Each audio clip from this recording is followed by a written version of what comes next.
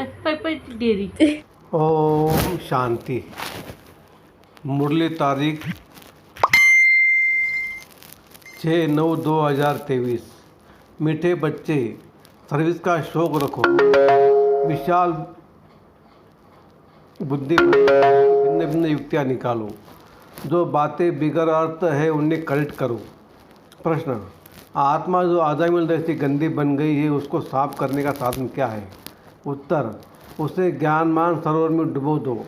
अगर ज्ञान सागर में डूबे रहे तो आत्मा की मैल साफ हो जाएगी। प्रश्न: ब्राह्मणों के लिए सबसे बड़ा पाप कौन सा है? उत्तर: ब्राह्मण अगर बाप की आज्ञा न माने तो यह बहुत बड़ा पाप है। बाप की पहली आज्ञा तुम मुझे निरंतर याद करो, लेकिन बच्चे इसमें ही फेल हो जाते हैं। फिर माया कोई न कोई विक्रम करा देती है। गीत: छोड़ भी दे आकाश सिंहासन। ओम शांति। बच्चों की बुद्धि में क्या आता है? कौन आया है? बाप, टीचर, सदगुरु। माता पिता अक्षर तो जरूर चाहिए। माता पिता अक्षर भारत में प्रचलित है। तुम माता पिता, पीछे तुम कह सकते हो बाप दादा। वैसे तो माता पिता में बाप दादा आ जाता है, परंतु नहीं, यह समझाने का तरीका है। क्योंकि बाप है, माँ भी है, जरूर चाहिए। अब माता पहले कौन है? यही गुह्यते गुह्य बात जो कोई समझ न सके। क्या प्रजापिता ब्रह्मा होने से भी माता चाहिए? प्रजापिता ब्रह्मा के साथ कोई प्रजापत्नी भी चाहिए? नहीं।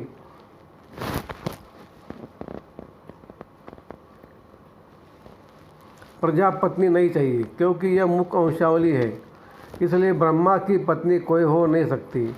यह बहुत गुह्य और गंभीर बातें हैं। इसे समझने और धारण करने के लिए बुद्धि चाहिए। यह एक ही बाप है जो बच्चों के सम्मुख आते हैं। तुम तो समझते हो माता पिता बाप दादा सम्मुख आया है। बच्चे बाहर में सर्विस करते हैं, सेंटर्स पर जो रहते हैं वो यह नहीं समझेंगे कि माता पिता बाप दादा सम्मुख आए हैं। वह समझेंगे फलानी बीके व ब्रह्मा कुमारी आई है, यह मम्मा अडॉप्ट की हुई है। सबसे लकी सितारा जगत अम्बा है। यह संभालने के लिए मुख्य है, इसलिए इन पर कलश रहता है।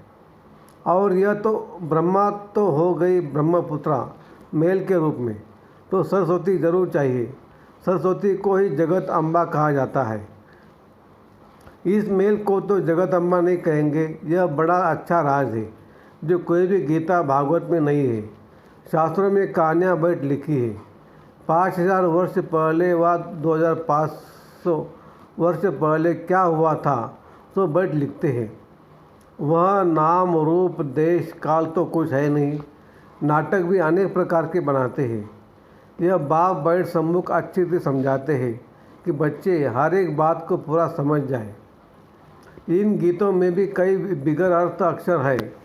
अब आकाश तत्व तो यह है, इसमें तो हम बैठे हैं। जिस पारलौकिक बाप को सब याद करते हैं वह कोई आकाश तत्व से आते नहीं है।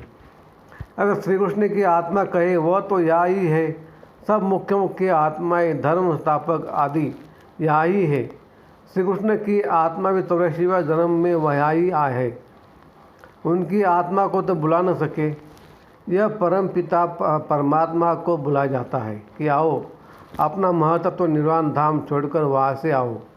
तुम आत्माओं का सिंहासन तो महतत्व है। आकाश में तो तुम जीव आत्मा रहती हो। यह मांडवा है, खेल चलने का है। जब गीत सुनते हो दिल में आप ही करेक्ट करते जाओ। यह तो जिन्होंने नाटक बनाए हैं उन्होंने ही फिर गीत बनाए हैं।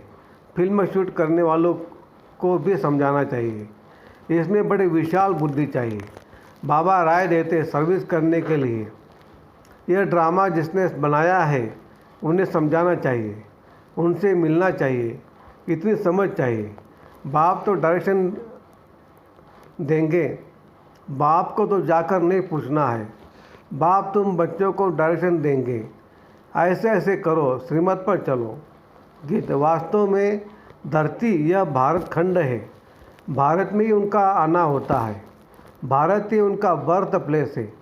सभी उस निराकार फादर को ही बुलाते हैं। श्री कृष्ण तो सबका फादर नहीं है। और मुरली जो दिखाते हैं वह कोई काट की तारी तो नहीं है। जो श्री कृष्ण के हाथ में दे देते हैं। मुरली तो वास्तव में ज्ञान की है। गॉडेज ऑफ नॉलेज सरस्वती को कहते हैं, राधे को नहीं कहेंगे, श्री कृष्ण को भी नहीं कहेंगे। यह तो जोड़ी है बाप और बच्चे की। सरस्वती को कहा जाता है गॉडेज ऑफ नॉलेज, तो जरूर प्रजापिता ब्रह्मपुत्र भी गॉड ऑफ नॉलेज होना चाहिए।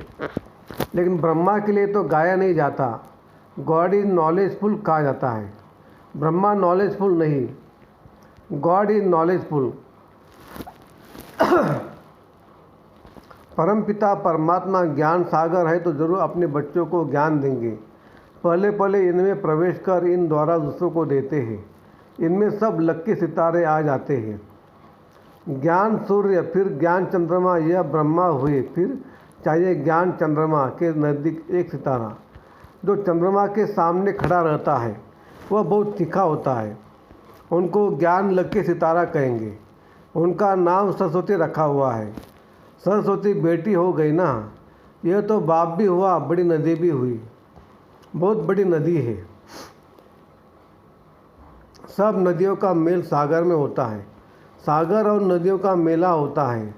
सरस्वती भी सागर में मिलती है, उनका मेला नहीं लगता है। मेला ब्रह्मपुत्र नदी का लगता है। यह नदी वंडरफुल है, मेल है। नदी तो फीमेल को कहा जाता है।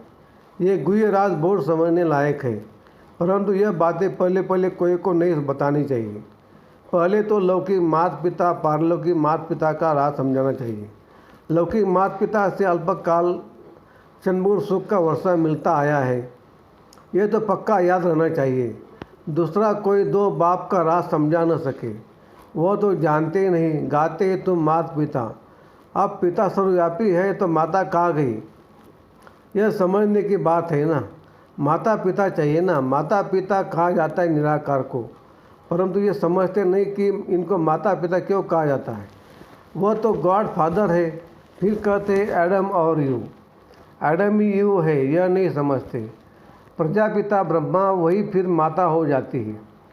एडम और यू अथवा आदम बीबी कहते हैं, परंतु अर्थ नहीं समझ सकते हैं। बच्चे समझ सकते हैं आदम बीबी, वास्तव में यह है बीबी सो आदम है। इनको बीबी आदम दोनों कह देते हैं। वह तो है बाप। यह बड़ी पेचीली बातें हैं। भारत में गाते भी है तुम माता पिता, ऐसे सुने सुने बात पर गाते रहते हैं, अर्थ कुछ नहीं समझते। सतयुग को बहुत दूर ले गए हैं, लाखों वर्ष कह देते हैं। लॉन्ग लॉन्ग भी कितना कहानी तो नज़दीक की ही सुनाई जाती है। तुम समझा सकते हो लॉन्ग लॉन्ग एगो यानी 5000 वर्ष पहले इस भारत में देवी देवताओं का अखंड अटल सुख शांति में राज्य था, और कोई राज्य नहीं था। ये अक्सर कोई विद्वान आचार्य कह नहीं सकते। देवी देवताओं का राज्य था। मालूम होना चाहिए कैसे स्थापन हुआ, लक्ष्मी नारायण कैसे बने, कैसे उनके राज्य स्थापन हुई। उनके पहले तो कलयुग था, बराबर कलयुग का अंत अब है, और कलयुग के बाद फिर सतयुग होना है। सतयुग सामने आ गया, जो लॉन्ग लॉन्ग था वो सामने आ गया। सूर्य जन्म लेते लेते अब कलयुग का अंत आकर हुआ है। अभी तुमको कहेंगे 5000 वर्ष पहले इन लक्ष्मी नारायण का राज सतयुग में राज्य था, अभी नहीं है। अभी टाइम आकर पूरा हुआ है, फिर से लक्ष्मी नारायण का राज्य स्थापन हो रहा है। यह तुम्हारी बुद्धि में है, जिसके लिए तुम पुरुषार्थ कर रहे हो। यह है समझाने की बात। यह तो सच्ची गीता आदि इसलिए लिखी जाती है कि कोई बढ़कर रिफ्रेश होते रहे। यह जानते हैं जो लिखा जाता है वह फिर प्रायलप हो जाएगा। यह सच्ची गीता भी नहीं रहेगी। जो तुम लिखते हो वह सच्चा ज्ञान प्रायलप हो जाना है, और साथ साथ शास्त्र भी सब प्रायलप हो जाएंगे। सत्युग त्रेता में शास्त्र होते नहीं है, फिर कल पहले जैसे द्वापर से बने थे वैसे बनने लग पड़ेंगे। यह है भक्ति मार्ग की सामग्री। रचना की सामग्री बहुत बड़ी है। तुम ज्ञान सेकंड में लेते हो। सारी रचना के आदि मध्य अंत को तुम जानते हो। अंगे अखरे तिथि तारीख सहित पूरा हिसाब किताब है। तुम्हारे जन्म सब नहीं लेते। कोई 70 लेते, कोई 60 लेते, कोई 2 भी लेते हैं। वह सारा मिनिमम और मैक्सिमम का हिसाब है। पीछे आने वालों के जरूर नंबरवार थोड़े थोड़े जन्म होंगे, उसका फिर विस्तार करना फालतू हो जाता है।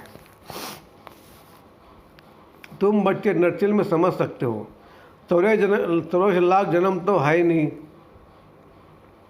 84 जन्म भी हर एक नहीं ले सकते हैं। ऐसे ही सिर्फ कह देते 84 का चक्र, 84 लाख जन्मों का चक्र नहीं गाया जाता। गीत।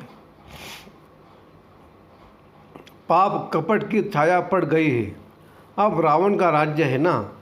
आत्मा पर मैल की छाया पड़ते पड़ते आप बिल्कुल ही आजामिल हो गए हैं। इतनी मैल चढ़ी है जो साफ होती नहीं। उस मैल को निकालने के लिए फिर गाया गवा है ज्ञान मान सरोवर, उसमें डुबा रहे। जैसे जंग लगती है तो उनको उतारने के लिए घासलेट में डाला जाता है। यह भी जंग लगी है, इसलिए ज्ञान सागर में डूबे रहो। कोई पानी की नदी व सागर की बात नहीं है। ज्ञान सागर जो ज्ञान देते हैं उस नॉलेज में तत्पर रहना है। गृहस्थ व्यवहार को भी संभालना है, उसमें कोई मत चाहिए तो लेते रहो। हर एक का कर्म बंधन अपना अपना है। सर्जन सबके लिए एक ही दवा नहीं देते हैं। हर एक का कर्म बंधन, हर एक की बीमारी अपनी अपनी है।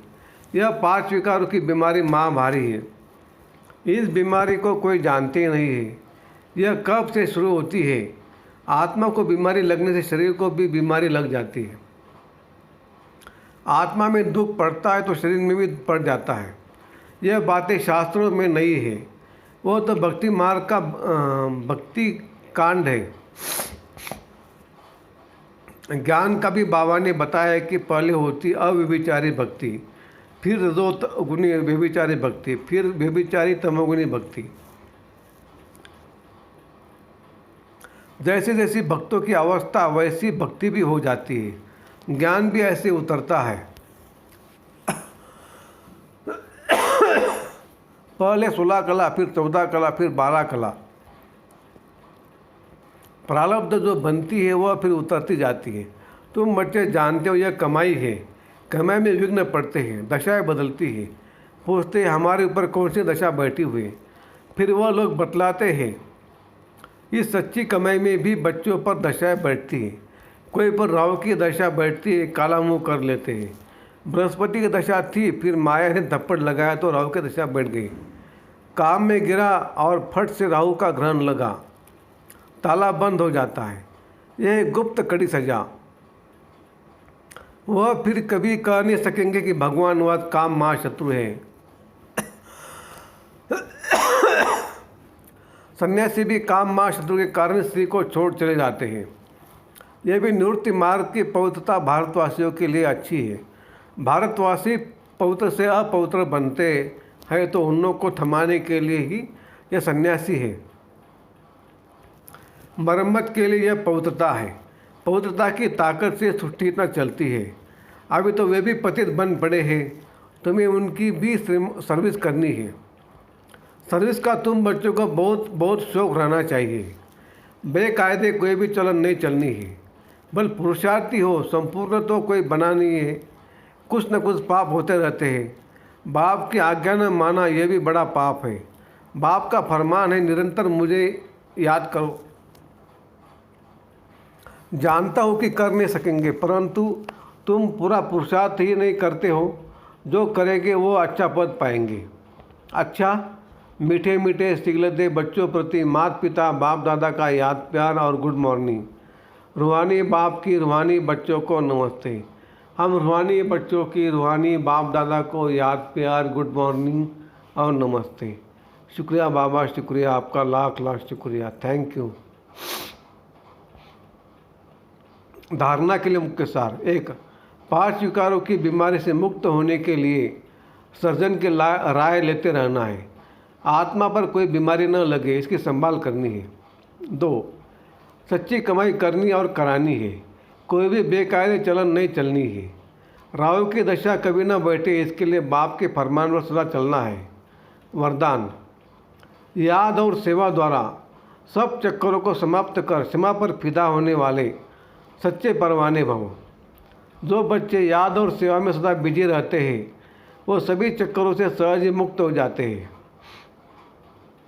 कोई भी चक्कर रहा हुआ होगा तो चक्कर ही लगाते रहेंगे, कभी संबंधों का चक्कर, कभी अपने स्वभाव संस्कार का चक्कर, ऐसे व्यर्थ कि सभी चक्कर समाप्त तब होंगे जब बुद्धि में सिवाय क्षमा के और कुछ भी न हो।